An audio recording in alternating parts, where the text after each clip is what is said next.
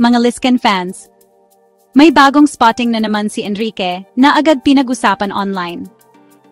Sa larawan na ibinahagi ni Ranvel Rufino sa Instagram, kita si Enrique na nakaupo sa eroplano.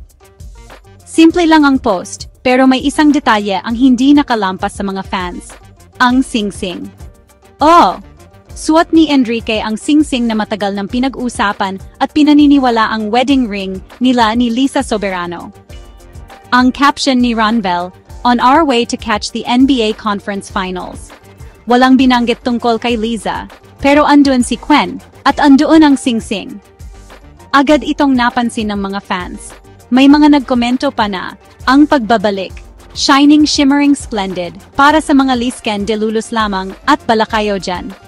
Matagal nang napapansin ng Lisken supporters ang singsing na yan, na madalas niyang suotin sa mga personal at family events.